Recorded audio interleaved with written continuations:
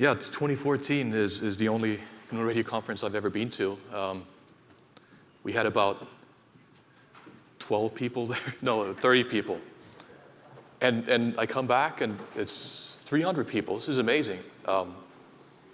Very honored that you invited me here. I owe a lot to this community. A lot of this stuff, I've done on my own, but I've relied a lot on GNU Radio, a lot on the open source drivers and the open hardware that has been provided by this community. So, I dedicate this talk to you guys. My name is Juha Virinen. I'm originally from Finland.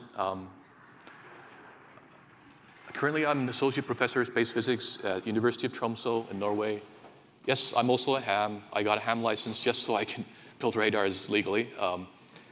Not a valid call sign. The previous guy had FCB, and I'm FCC. But I always have FCC permission to do whatever the hell I want. All right, every talk should start with the Big Bang. I was inspired by Martin's talk. We should always be asking questions, interesting questions that are on our mind. And everyone's mind, this question has probably been on everyone's mind. What's the origin of the universe? How did it come about? How did it evolve? We think it started with a Big Bang. Universe expanded, the quarks expanded, cooled down. Eventually, it became neutral hydrogen. No stars, just neutral hydrogen. And this is what we see. This transition into neutral hydrogen is what we see with the cosmic microwave background. Universe keeps expanding. Gravity has its effect. The first stars start lighting up. And then eventually, more and more stars start lighting up, and they ionize this neutral hydrogen. And neutral hydrogen is kind of interesting. It's opaque to light. You can't really just take a Hubble telescope and look back at this time. You can't look at these redshifts. You can't really look at these stars. And then after the universe was fully reionized, this is called the Epoch of Reionization. It was obviously ionized right after the Big Bang, but there was a transition where it was neutral hydrogen. This region we can look, point the Hubble telescope, look at galaxies and stars and figure everything out, right? This region is very hard to observe. How do you observe it? A question that you might ask. And people suggested that maybe we can observe the hydrogen line. It's the spin-state transition of electrons, causes a 1.42 gigahertz emission, and that kind of propagates through this region. And that's probably our only window into this time period, that happened right after the Big Bang. And this year was very exciting because the first observation of highly redshifted hydrogen line was published in 2018. Judd Bowman from ASU, Alan Rogers from MIT, he published this result, this incredible result, which is mind-boggling. They're looking at this early period of the universe. How are they doing it? They have $1 billion telescope, right? No. They use a single cross dipole, very broadband dipole. Extremely well calibrated. It took them 13 years to calibrate this, figure out how this dipole works. They made multiple versions. They extended the ground plane. But essentially, it's a single antenna measurement. The hydrogen line, 1.42 gigahertz, is very highly redshifted. We expect the hydrogen line emission from this era to be around 50 to 100 megahertz, right? That's nothing. You can buy a 400 megahertz ADC off the shelf. It doesn't cost a lot. Plug it into this antenna, calibrate the hell out of it, and you measure a spectrum. You measure a spectrum between 50 and 100 megahertz. Try to do it as well as possible, of course. And inside this spectrum, there's a little feature. This has 3,000 kelvins on average. There's a half a Kelvin dip in this spectrum, and that's the signature of Epoch of Reionization. Now, there's a lot of controversy about this observation. It's still far from definitive, but it's promising. It shows that you can do fundamental cosmology just with a single antenna and essentially a software-defined radio, right, on your own. I participated in this a little bit. I helped Alan Rogers and Judd Bowman estimate how the ionospheric radio propagation affects the signature. All right, another fun fact, 99.9%, I don't know how many nines there are, probably more, is plasma, is ionized matter. And this is how I justify my work. I mean, usually I can't find any way to justify it. If most of the universe is plasma, why not study it, right? And how do you best observe the universe, this plasma? My opinion, electromagnetic waves, and especially low-frequency electromagnetic waves, radio waves. It's pretty much our only window. Again, last year was exciting because we had LIGO, and now we can use gravitational waves to observe the universe. But this is still our primary window into the universe. So that's why I do radio. Where can we, another question, where can we easily study this plasma? In our backyard, of course. We live right next to a convenient hydrogen, fusion reactor. Spews out tons of plasma, solar wind, electromagnetic radiation. It interacts with the Earth and Earth's magnetic field. Solar wind, magnetic field, and the energetic radiation causes a shit ton of different phenomena that you can study. And it's right in our backyard. We can fly satellites and you do in situ measurements to verify that what we observe with radio is correct. All right, and this is what I do. This is my main field of expertise. I like to do a lot of different things, but if somebody asks me, what do I really do? I fly around the world, and I go to these big radars. This one is at MIT Haystack, where I used to work.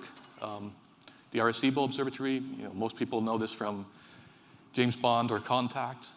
It's an amazing radar. There's another less well-known but slightly larger radar in Peru called the Jicamarca Radio Observatory. It's 300 meters times 300 meters in size. We have these radars in Norway, the ISCAT radars, European Incoherent Scatter Radar Association radars. There's one in Svalbard at 78 latitude. These are in Tromsø, half an hour drive from my office. And right now we're in the process of building this incredible new radar called ISCAT 3D. It's an all-digital phased array radar, 5 megawatts of power, 43 dB of gain, 230 megahertz center frequency. This will be a cool project. And so what do? I go to these radars, I take some flexible hardware. A lot of stuff I couldn't have done. I mean, when I started my career, I had a 50K National Instruments device in a LabVIEW. I spent 3 months trying to get this work. I just couldn't get it to work. Browsed online, and I bought a USRP, and 2 days later, I'm in business. Everything works. It's all open source. I can look at the code. It's much easier to figure stuff out if everything is out there in the open and you don't have to call a support line. I take advantage of open source signal processing. It helps me do a lot of basic signal processing like low pass filtering, decimation, recording data to disk, GNU radio. So I owe a lot of the stuff I do to these two components. This gives me a way more time to focus on the last 2 bits, developing new, novel signal processing techniques and to do science with it. And you might ask, how can you improve these radars with an entry-level device like that? Well, you can, because it just didn't exist. An open device with these capabilities just wasn't out there. Yeah, we had Ecotex, we had, Mercury had this device, but it was a piece of shit, to be honest. I mean, it just didn't work. This one actually did. Okay, another question. This is a question I asked when I started my PhD. So what's the most sensitive radar in the world, right? We all know the answer, I hope. It's this one, the Arecibo Observatory radar. Has anyone ever been to Arecibo? You've been there? Few people have been there. Go there. If you ever have a chance, if you're ever in Puerto Rico on vacation, drive there, take a tour. It's big. It's 300 meters across. You're running laps around it. It's 1 kilometer per lap. You can't do many laps. It has a whole ecosystem underneath the dish. And this is the radar that I really like to use. This is what it looks like inside the control room. You might think that we had fancy bells and whistles and HD TV displays, but no, we just have patch panels and filters and down converters and And this is the most capable ionospheric radar receiver we have. And I recognize this device. I developed it. This is what they use for all of their ionospheric radar observations. Use a USRP N200. They plug it into one of these patch panels, and they get a 25 megahertz IF out of it, and everything works. This is Phil Paralat, by the way. He's the soul of Arecibo, I'd say. He knows the place inside out. Amazing person. All right, so questions, scientific questions. One of the questions I asked when starting in this field also was, does the theory of scattering of electromagnetic waves from thermal plasma agree with measurements? Like a very fundamental question. This is a very, very fundamental thing. You have an electromagnetic wave incident on a thermal plasma, and this thermal plasma scatters an electromagnetic wave. Theory was figured out in the 60s. Don Farley, who passed away, he's one of the co-authors of the theory. It's very, very nice theory. It's very testable. It has two main components. This is the spectrum of the scattered signal. This is frequency, omega, and this is spectral power spectral density. This is one-sided Fourier transform of the radar return. It has two components. It has something that we call the ion line. This is radar echoes off of ion acoustic waves. Approximately has a Doppler width corresponding to the thermal velocity of the ions. And there's another component, plasma line, which has a Doppler shift corresponding to the plasma frequency, and that's proportional to the square root of electron density. Now, this part is extremely well tested, extremely well vetted. The theory just works. This part, not. The plasma line part, not. You see plasma lines, we've seen plasma line before, but with non-thermal plasmas. And Farley wrote, Doherty and Farley wrote in their paper that this would be very difficult to observe using present techniques. But we have Arecibo, right? Arecibo, let's test it. I went to Arecibo and I designed the most sensitive possible experiment I could, recorded the data with a USRP, and made a measurement. And to my surprise, we were able to measure plasma lines during the nighttime when the plasma is thermal. And it's just within the detection threshold of Arecibo. It's just barely detectable. Step two, you take this theory. It was developed in the 60s. The measurement equation is actually just a two-dimensional convolution equation. It's a convolution of the range Doppler ambiguity with your theory, range Doppler spectrum. This is the range Doppler spectrum right here, and that's the range Doppler ambiguity. You convolve these two in 2D, add some noise, and you have a simulated measurement. Okay? So obviously, you need to do some parameter fitting to get this range Doppler spectrum and to get your forward model. This is what it should look like once you've done that, and you simulate your measurements, and you compare the theory with your measurements, and you can see that they agree extremely well. And mainly, the main part here is that the amplitude, the ratio between the ion line power and the plasma line power, it's almost textbook. It's just as they predicted, 50 years ago. So that was fun. If you're more interested in this, as a paper that came out last year in Geophysical Research Letters. This is an example of an Arecibo measurement during daytime when you have superthermal, high energy electrons that are inverse Landau damping, exciting the Langmuir waves, and the Langmuir waves are stronger, and you can observe them easily. This is an HDTV measurement of ionospheric electron density. Plasma frequency corresponds to electron density, the square root of electron density. You can measure it to 0.001% accuracy with 150 meter range resolution. I've got 11,000 pixels in this direction and 8,000 pixels in that direction. It's a more sensitive measurement of plasma in the ionosphere than flying a satellite through it. And you can see variations. Here's, if you're familiar with the ionosphere, maybe some of you are because you're hams. This is about 100 kilometers. This is where the E region is. You see the E region, there's a lot of variability there. This is the F1 region. This is the F2, FOF2, the F region peak. And this is the top side. So the electron density gradually decreases as a function of altitude.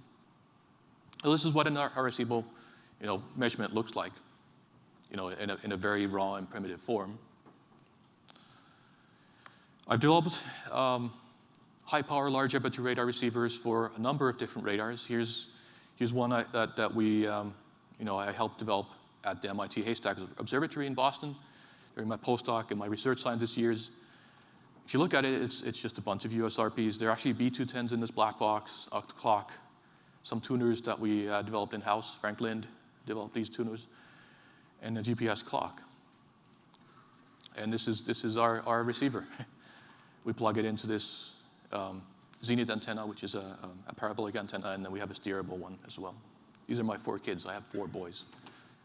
My wife wanted to get a girl, and apparently people who do high-power, large aperture radar only get boys.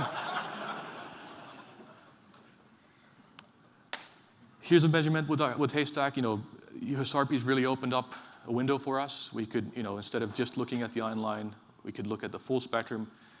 It turns out it's a funny coincidence. The full width of the incoherent scatter radar spectrum, the spectrum of ionospheric return from plasma, has approximately 25 megahertz width. So it's a perfect device for us. We only need 25 megahertz. We don't need any more than that. We have that, we're done. And that's because the plasma frequency at most is about 12 megahertz. And most of the time, it's way less than that. Here, you can see an electron density profile measured using the MIT Haystack radar, and you see that it peaks at about 5.5 megahertz. All right, switching gears here. Like I said, I don't only do one thing. I like using these large radars to observe many different things. The moon, for example, is one thing that's very dear to my heart. You can take one of these big radars, point it at the moon, and make a map without ever visiting the moon or flying a satellite around it. And the questions, again, what kind of questions are we asking? What's the origin of the moon? We think it was a collision by a Mars-sized planet called Theia. That kind of seems to be the agreed-upon theory. How did it evolve? Obviously, there has been lunar volcanism because we see Mare plains embedded into Terre plains on the moon. But and what's the mineralogy? We know a little bit about mineralogy. The Apollo programs, we actually visited the moon. But how can we obtain clues about the evolution of the moon and the mineralogy on the global scale, on the global scale of the moon?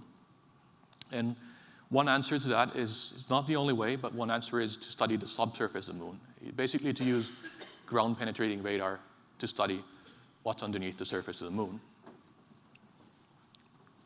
And everyone knows that the moon is made out of cheese. This is a comical description of what scattering off the lunar surface looks like. You have an incoming incident radio wave. You have a textbook, EM 101 type of an interface between vacuum and some media with some permittivity. Part of this incident radio wave is reflected specularly, and part of it is transmitted into the body. And of this radio wave that's transmitted into the body, we get resonance scattering from wavelength scale inclusions with different permittivities. We can also get reflections from interfaces inside the subsurface. And of course, also if you have a slope, you can also get a reflected wave that's coming back towards you if the slope happens to be sloped in the right way. So in terms of ground-penetrating radar, the question that you would ask is, what's the best way to observe the subsurface of the moon? You take the standard plane wave approximation for a lossy dielectric medium where you have an imaginary component for your permittivity. You get an equation like this. You have E naught times e to minus alpha r, and then you have an oscillating component which has unity amplitude. And this term here, this alpha term, tells you how fast this electric field decays as a function of range inside the subsurface of the moon. And it's proportional to loss tangent, permittivity, and so forth, but we can't do anything about this, but this is what we can do something about. It's proportional to frequency. So the higher the frequency, the faster the electric field decays. the shallower our observation will be. The lower the frequency, the deeper we can penetrate into the subsurface before our electric field decays or E-folds. All right, so we have an answer. Use the lowest possible frequency you can. What's another question? So the following question is, what's the longest wavelength that can be used to make a map of the moon from the Earth? And the lower boundary really is the ionosphere. The ionospheric plasma frequency is about 10 megahertz. You use frequency lower than that, it'll be reflected back. It doesn't get out into space. It doesn't reach the moon. If you're a little bit above 10 megahertz, you still have a lot of ionospheric propagation problems. You have ionospheric scintillation, and that'll screw up your measurement. Things won't be phase coherent. You have to go a little bit, about one order of magnitude higher to about 40 to 50 megahertz. And that's approximately the lowest frequency that you can do a measurement. And at this frequency, if you work out the numbers on the lowest loss, regions of the moon with the lowest loss, the radio wave can propagate up to 1 kilometer below the surface of the moon. And that's a pretty good penetration of the surface. It's a pretty good skin depth. So obviously we use the Jicamarca radar. This is the radar that is in Peru. It's on the outskirts of Lima. Everyone asks me, what's the altitude of this radar? And everyone thinks it's at 5 kilometers or something. No, it's approximately sea level. It's right next to the furthest suburbs of Lima. Amazing radar was built by the National Bureau of Standards in the 60s. Still operated by Cornell University and the Institute of Geophysics in Peru. So this is the experiment. It's not electronically steerable. It uses collinear coaxial antennas, actually, 12 by 12. To make a measurement of the moon, we only transmitted with one quadrant. That's to open up our beam a little bit. And then we used the northernmost and the southernmost modules to receive. And this is because we wanted to do interferometry. And why we want to do interferometry, I'll tell you later. So anyway, this is probably the lowest frequency radar measurement. The best instrument that you can use to do a low frequency observation of the moon right now. How do you make a map of the moon with radar? The moon is always showing the same face to us, right? We see the near side, there's a near side and far side, but the moon actually is not stationary. There's always an apparent motion with respect to an observer. You have parallax, you have libration. Here's an example of parallax and libration. So the moon is wobbling a little bit. And because this apparent motion or apparent rotation at any given moment, there's a Doppler shift across the moon. So one limb is approaching you and the other limb is going away from you. That gives you a spread of Doppler frequencies in this axis. So the y prime axis is Doppler shifts. It's just a spectral measurement. Then we use range. We use just time delay to figure out what's the time delay, that gives us this circular analysis. So if we take one frequency, it's this slice here, we combine that with information about time delay, and the intersection is these 2 points on the moon. So any range and Doppler shifts come from 2 points on the moon, and they're on the north and south side of the Doppler equator.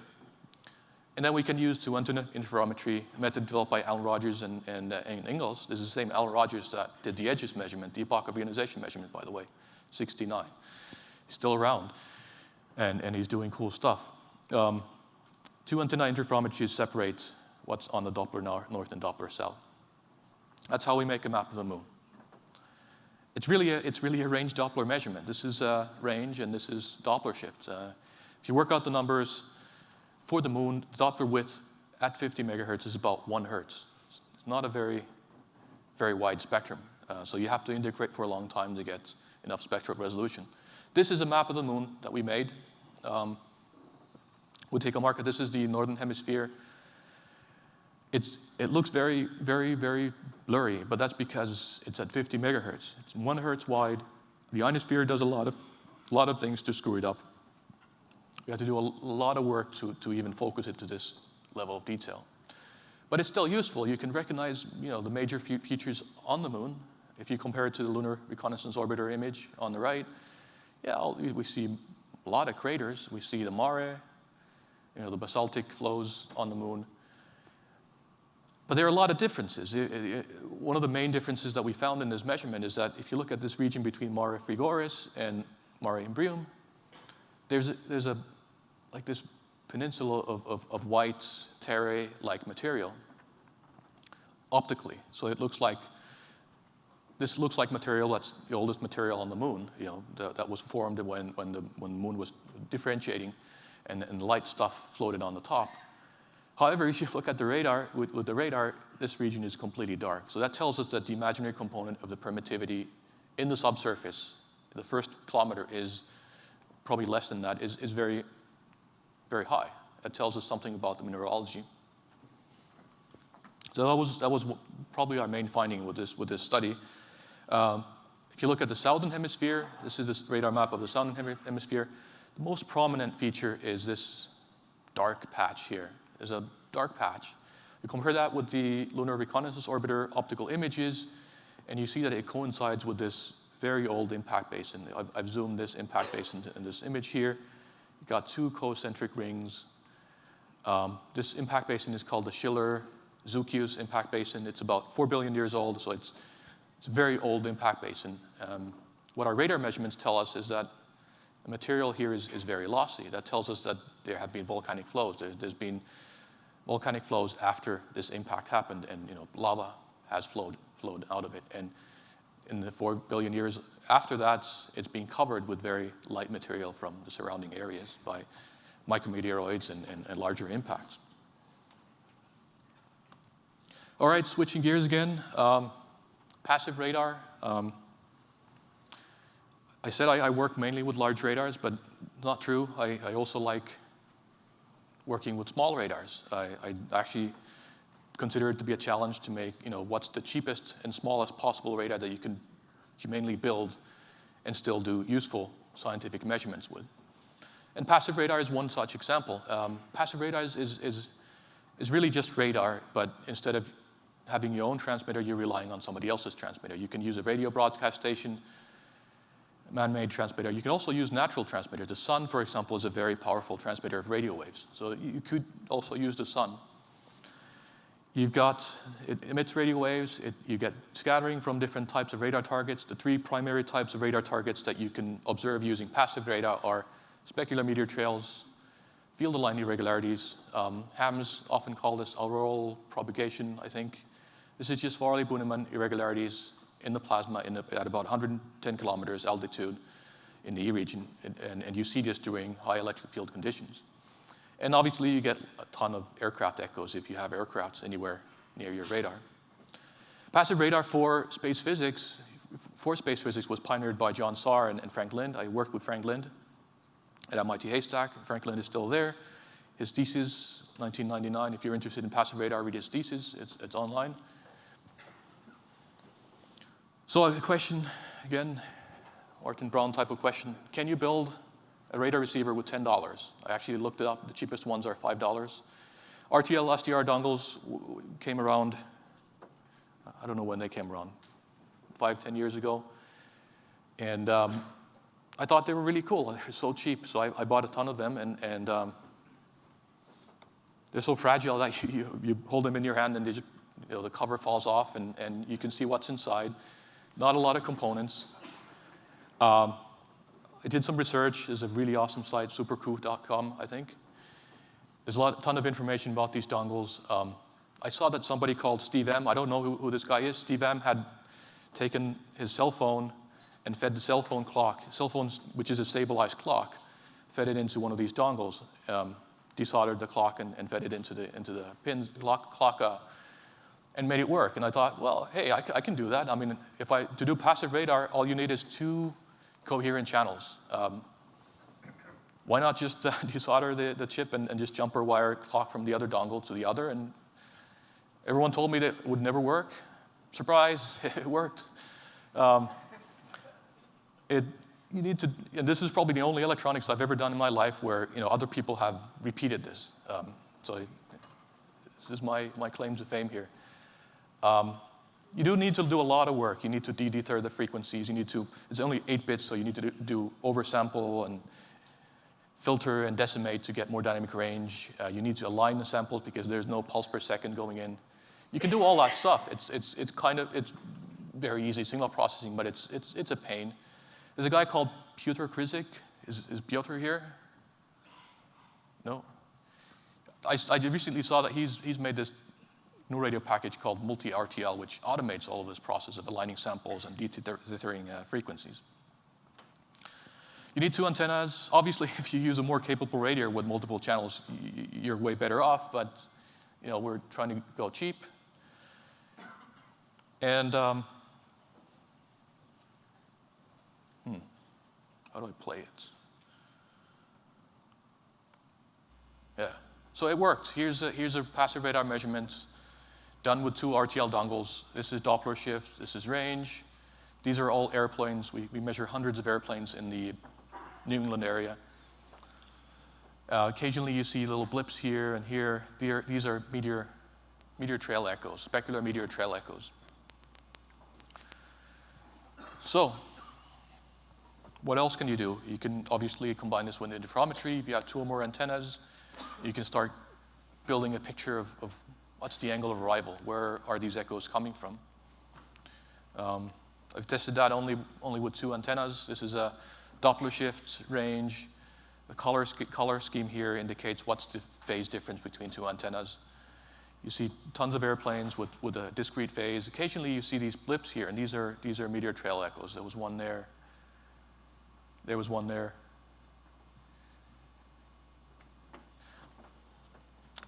You can also look at Farley-Buneman irregularities. This is during the St. Patrick's Day storm, I think, 17th of March. I think that's St. Patrick's Day. It was a big geomagnetic storm, and we had very high electric fields in the E region. We saw, and during those conditions, you typically see echoes like this. This is called Farley-Buneman. There are magnetic field aligned irregularities that cause very strong echoes when the scattering K vector is perpendicular to the magnetic field. And this is a measurement that you can use scientifically to build a picture of what's the detailed electric field in the ionosphere during a geomagnetic storm. What is the electric field structure? What does it look like? What am I doing for time here? When does my... 20 more minutes? Okay, good. Over-the-horizon radar. I love over-the-horizon radar. I love everything that is related with HF because HF is just a funhouse mirror. Over-the-horizon radar is a type of radar that is mostly used in the US to look at drug runners coming from this region of the world, bringing in goods, merchandise into this region of the world. And the way they do it is they send out an HF radio wave. It gets reflected from the ionosphere. It bends back, and it illuminates airplanes and ships, and also intercontinental ballistic missiles.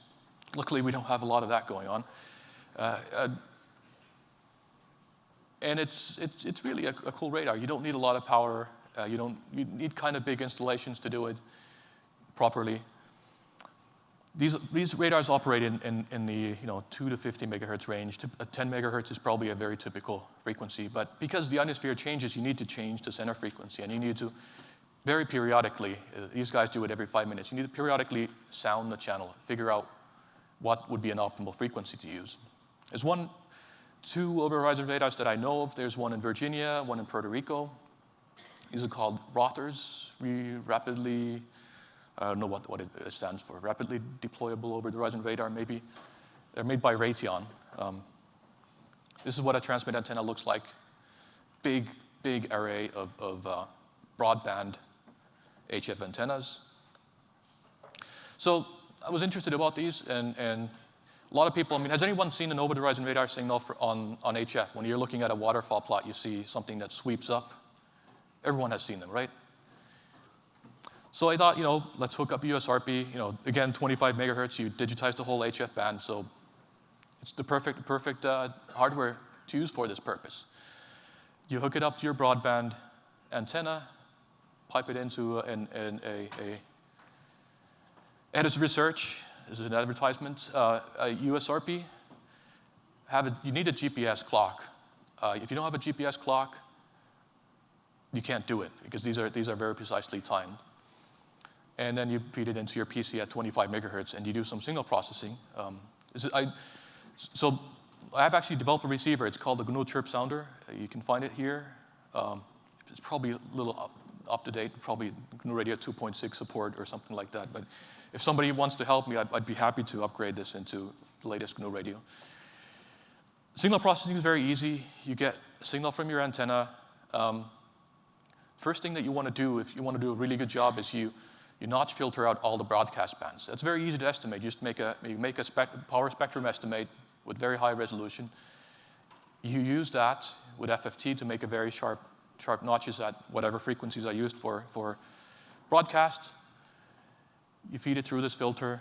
Then you de-chirp it using this kind of a negative frequency chirp, low-pass filter it, decimate it, and then you take an FFT. Why does it work? Well, this is what's transmitted. What is transmitted is a chirp. So you have starting frequency, starting phase, starting frequency, and frequency rates. When you multiply it with a negative, this is the radar equation. This is just a convolution equation where I've inserted what is transmitted here, and sigma r is gathering from range r. You do this on the received signal, and you get something like this. And many of you recognize this as, a discrete Fourier transform, right? So you just need to do an FFT, a discrete Fourier transform, and then you have access to this radar scattering from one range. Yeah, there are a few phase terms here, but that's not problematic at all. Here's an example animation of a type of a radar image or radar measurement that you can do with the GNU Chirp Sounder. This is me in Boston in 2013 listening to Puerto Rico at different times of day. The time of day is conveniently here in unit seconds. I think that was night, and this is morning. This is definitely morning. I'm reading the ionosphere here. That's night again. This is, again, Puerto Rico. This is daytime. You see the ionosphere is going up and down. This is around noon. The ionosphere is living, and you also have multiple hop echoes. Occasionally you see sporadic E. This is very good for figuring out if there's sporadic E conditions. Why does it look like that? So, like I said, ionosphere is a funhouse mirror. You have severe multipath. You can have many, many different propagation paths for a single frequency into your receiver. And that's because the refractive index of ionospheric plasma at HF frequency is very much different from one. This is the Appleton-Hartree equation that gives you the refractive index, by the way. What kind of ionospheric physics can we do with HF? If we have an HF radar, we can figure out what's the volumetric structure of electron density within the ionosphere. We can look at propagation characteristics of atmospheric or thermospheric gravity waves. We can figure out how energy is transported by gravity waves in the thermosphere. One of the really interesting questions I'm actually really interested about is, what does the universe look like at HF radio frequencies? I really would love to make an all-sky map of cosmic radio emission at HF. I think that would be a really cool measurement to do. Downside is that you need to you can't do this on Earth because of the ionosphere. You need to do this in space. And it's not really ionospheric physics, but I added it there. Okay. Yeah, I did the GNU Chirp Sounder. I don't really like the signal processing. It's very old school. You can do a lot better. So another logical question that I asked myself is, how would you do this better, given all the technical capabilities that we have in our modern age? We don't rely on analog signal processing anymore.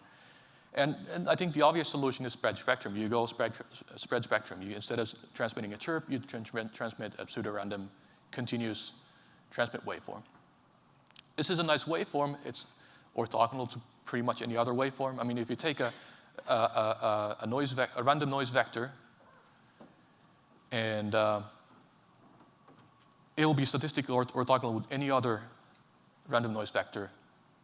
It will be uncorrelated, except for itself. And this is what allows us to use MIMO. We can use multiple transmitters in the same frequency at the same time, and there will be very little crosstalk between them. If you do the signal processing right, you can actually perfectly isolate them. Pseudorandom codes are also very tolerant to RFI. Again, RFI doesn't correlate with your pseudorandom sequence. Noise is also, pseudorandom noise is also very close to the perfect radar transmit code in terms of statistical estimation errors, if you use estimation theory to study this. And it also has the least amount of peak power spectral density. So this is more likely to cause much less interference to other users of the band. I mean, we've all seen these chirps on HF. They're all over the place. I bet that you would not see a spectrum HF radar on the spectrum, and it would never bother you. And how do you build a spread spectrum HF radar? Again, you go to a ham radio outlet, you buy some stuff, and you plug them into your software-defined radio. And as Nate said, this is your superpower. You have a device that's capable of modifying the electromagnetic spectrum and also observing it at the same time, and conveniently on your computer. So you just use this device to generate the waveforms that you've decided to transmit, digitize the whole HF band with a single antenna, and a modern laptop computer has enough power to do all of this signal processing. How does the signal processing work? HF is very different from incoherent scatter radar. So with Arecibo, the signal processing is way more complicated. Here, there's no time dependence. Spectrally, the echo is very narrow, so we can assume the echo here, sigma, has no time dependence at all when we're doing this measurement. We can assume that the echo, the complex baseband constant that describes the echo from one range, doesn't change over one integration period. And this integration period can be like 10 seconds. We're using MIMO, so yes, we have one summation for range. We get radar echoes from different ranges, but we also have different transmit paths. We can have multiple transmitters operating at the same time, so we get the sum of these convolution equations. And this is epsilon t minus r. That's just a round-trip range delayed transmit waveform. If you use cyclic codes, you translate this this equation into a matrix equation, you get something that looks like this. And you look at the maximum likelihood estimate for backscatter for each transmit receive path, you get something like this. If it's a cyclic code that you're using, if you repeat every 0.1 seconds, for example, turns out you can pre-calculate this. You can pre-calculate this very expensive matrix inverse and get a very fast maximum likelihood estimate of all of the different propagation paths at the same time. This is what the spectrum looks like. So I was operating an HF spread spectrum radar, 300 meters, 400 meters away from my radar. I had my receiver antenna. And this is what the waterfall spectrum looks like. This is frequency 6.6 to 7.6 megahertz. Lots of activity on the band. None of it is me. My transmitter is this very gradual increase in noise floor between 7 and 7.2 megahertz. You can barely see it. And this is right next to the transmitter. So yeah, well, I don't think we would interfere with anyone. I don't think anyone would notice that we were running an HF spread spectrum radar, to be honest. What does a radar HF, what does a spread spectrum radar measurement look like? Every measurement that you do is a range Doppler measurement. Here's Doppler shift, here's range. This is a radar that we've deployed with Dave Heisel from Cornell at the Jicamarca Radar Observatory. First light observation here, we use 20 watts of power. These are radar echoes off of equatorial electrojet. This is the F region reflection and at different Doppler shifts. Like I said, HF is a funhouse mirror. I don't know if you can see it well enough. With 20 watts, one dipole transmitter, one dipole receiver, co-located. This is the measurement. This is time, and this is virtual range, and this is signal-to-noise ratio. This is the first reflection from the ionosphere. But what happens is that when you're transmitting an HF radio wave, it bounces off the ionosphere, it comes back, it bounces off the ground, and it's bouncing back and forth between the ionosphere and the ground, ding dong, ding dong, ding dong, about 20 times before it's starting to be faded away enough that we can't see it anymore. You can do fancy plots like this. Every measurement is a Doppler shift measurement. I've used Doppler color coding here. Red is red shifted, blue is blue shifted, and green is not shifted. This strong echo at range gauge 0 is my transmitter, obviously, because the direct path. Equatorial electrojet echoes. These are field line irregularities at the equator. This is the equatorial location, by the way. And this is the F region echo. And you see a lot of dynamics here. These are all little gravity waves that are going up and down. You zoom in a little bit. On the morning side, you see a lot of meteor echoes. Again, here's the transmitter. And sometimes you see flex like this. This is an airplane echo with 20 watts.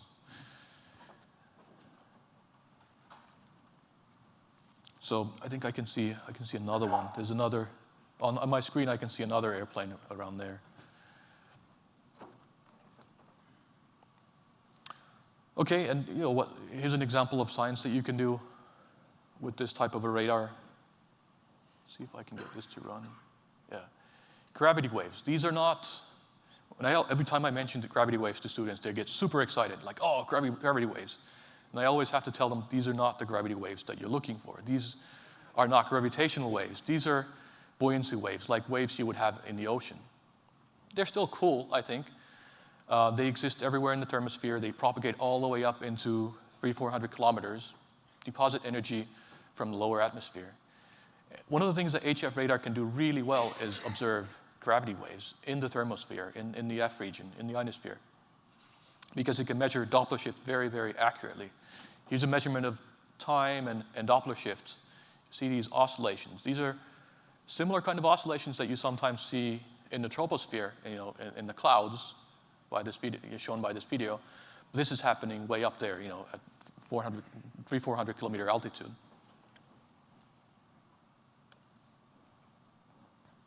How much time do I have now? 5 minutes. 5 minutes, perfect.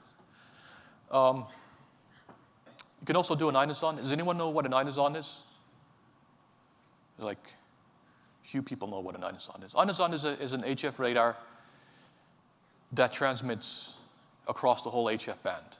And why is this useful? It's useful because you only get an HF echo if the plasma frequency is matched to your operating frequency, to the transmit frequency. So it's a direct measurement of electron density. So it's a measurement of altitude. So at this electron density that corresponds to 4 megahertz, you would have an altitude of virtual range of 200 kilometers. You have to add a little bit of radio propagation here to get the correct range. But once you go past the frequency where you don't see any echoes anymore, let's say 6 megahertz, you know that the maximum electron density is 8.98 times 6 megahertz. You can directly read it off an ionogram. So it's a broadband spread spectrum HF radar, and it allows you to make a measurement of electron density. With a single transmit antenna, single receive antenna, this one, by the way, is using my spread spectrum technique. It's only using 3 milliwatts. 3 milliwatts of power, you can make an electron density profile of the ionosphere. I think this would be an amazing capability. If you can do this with an inexpensive instrument and get such a useful measurement, you could build very dense global networks of such sounders and do a lot of cool ionospheric physics. You can also use the same spread spectrum technique to build a meteor radar. This is what I did with a colleague of mine, Koki Chow, in 2016. These are specular echoes, so you have a meteor trail. This is a column of ionized high electron density left behind a meteor when it ablates through the ionosphere. And if the geometry between the transmitter and the receiver is specular, such that the incident and scattered angles are the same, then you get a very strong echo because all of these electrons add up coherently. And meteor radars are useful. They can ask you to allow you to ask scientific questions like, how much meteoric matter enters the Earth's atmosphere? We don't really know. There are 2 orders of magnitude error bars in this estimate. We don't know how many meteors fall into Earth. It's really sad. I mean, I'd love to know what this number is. I think it would, it's fundamental. Maybe not as fundamental as the Epoch of Reionization, but it's still an unknown that affects us. You can also use these to investigate the dynamic structure of the mesosphere. The Doppler shift of this trail echo actually corresponds to the neutral wind of the mesosphere. Here's some pictures of hardware. This is Koki Chai, my good friend. He invited me to build a meteor radar with him, and he saw that this would be a useful project. Lots of USRPs, octoclocks. This is why we've been requesting octoclocks from you. So we want to do large phased arrays. Here's the receiver. It's just a bunch of mini circuits. And these are the receive antennas. So we use an interferometric receiver array. This is Nico Pfeffer. He did a master's thesis. He built this whole radar system during his master's thesis work. All this stuff is housed in this container. This is in Germany, in Neustrelitz. Koki Chao is working at the Institute of Atmospheric Physics in Germany. I somehow end up going there every summer, and we make some improvements to our radar. Here's an example when you use the same spread spectrum technique that I used for ionospheric HF radar, when I apply it to meteor radar. And you see the words MIMO here. MIMO because, yes, not only can you have one transmitter, you can have multiple channels, multiple transmitters at the same time, which gives you more gain. And you can see 1 meteor trail echo about every second. And this is just using a 2 kilowatt transmit power. You can do this with 30 watts, and you can still see maybe 10 meteors per minute. So you don't need a lot of power. If you're interested in this, there's a paper that came out, Koki Chao et al. How does MIMO radar work? Everyone talks about MIMO. I actually don't know what MIMO is in terms of telecommunication. Maybe it's the same thing. I'm going to try to explain what it is for us. We have multiple transmitters. Each transmitter is transmitting a different orthogonal spread spectrum code, a different orthogonal pseudorandom sequence. I have 2 here just because I didn't want to draw 5, but we actually have 5 transmitters, each transmitting a different frequency. And they're all kind of co-located. They're within 10 wavelengths of each other. So and they're all transmitting all sky. Then we have receivers. These receivers, in our case, work about 100 kilometers away. If you get point-like scattering from one region from a meteor, for example, one receiver antenna can receive all of these transmitters at the same time. This means that even if you had one receive channel, one antenna to receive, you can do interferometry because you can beamform the transmitter after the fact. You can take your N transmitters, beamform them on your target after you've made the measurements. It's kind of magic. And I guess this is what you do in telecommunications too. Obviously, if you have more receivers, you get even better interferometry. So you can beamform all the transmit-receive paths. And one of the powers, so Koki Chao's great idea is that it costs a lot of money to build one of these transmitters. Let's say you have 5 or 6 transmit channels in one location. You can host that, but you can give a school, you can give amateur astronomers one antenna, one software-defined radio, and they'll be able to do interferometric meteor radar with this MIMO radar. You don't need an interferometric receiver array anymore. And it's useful for science too. I mean, you need the specular geometry to get a meteor echo. A meteor trail echo, you don't get it if it doesn't satisfy the specular condition. There's another meteor here. If we had a school sign up, take one more, install an antenna here, this meteor would actually satisfy the specular condition, and this receiver would actually see this one as well. So the more transmit-receive links we have in a meteor radar, the more meteors we will observe. All right, this is near the end of my talk. like to advertise digital RF. This is our module. I did a lot of work for this. I'm not really a good software engineer. This was the software engineering for this was done by Bill Rideout and Ryan Volz. Me and Franklin and Bill Rideout and Ryan Volz, we designed this package. And what is digital RF? It's a standardized HEF-based, 5-base data format for complex baseband radio signals.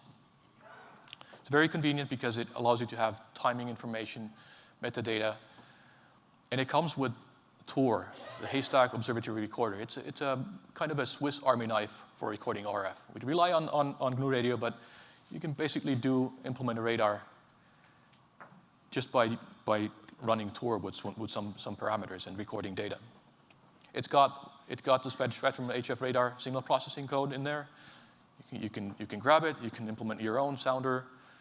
I don't know what the legal status is, but I mean, I'm pretty sure an amateur radio person is allowed to operate a single frequency digital mode, right?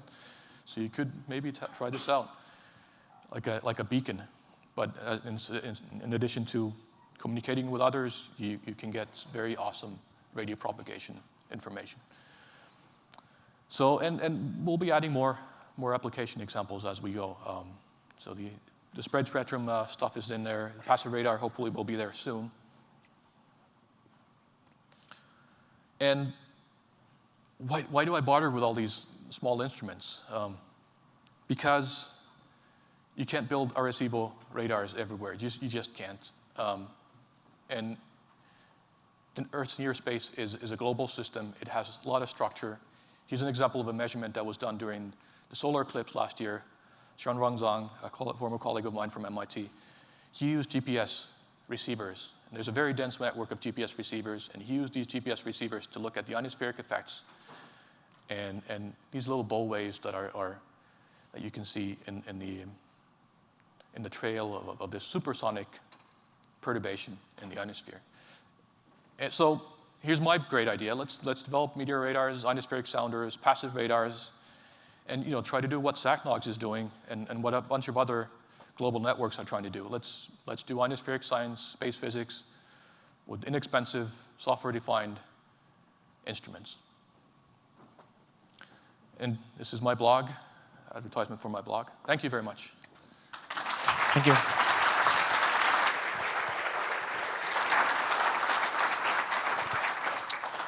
All right, so if John, our next speaker, if you could head to the AV booth and get mic'd. Derek, if you wouldn't mind swapping out laptops. And Sebastian, where's Sebastian? Could you grab the other mic and run while we set up? Okay, do we have questions from the audience?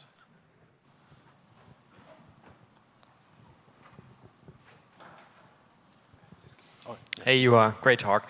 I actually have some technical questions I'm going to ask later for the sake of time, but I have one regarding your current job as a professor. You have access to students, I assume.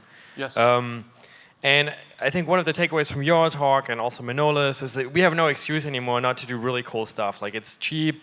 Really, our ability, our interest in, like the time we want to spend to produce some math is really all that stands between anyone and doing some really cool science. Have you been able to, successfully get students engaged that way?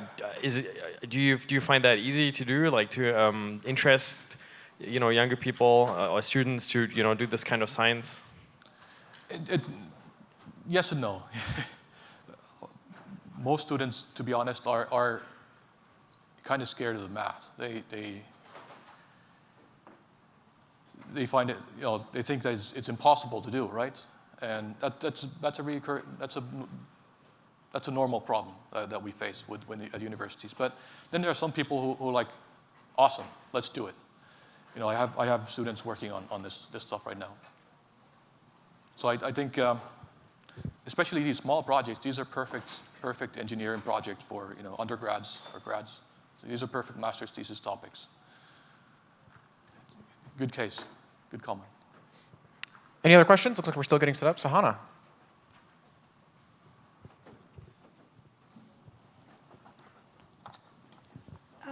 What kind of techniques do you usually use to resolve range ambiguities in your measurements? And Maximum likelihood.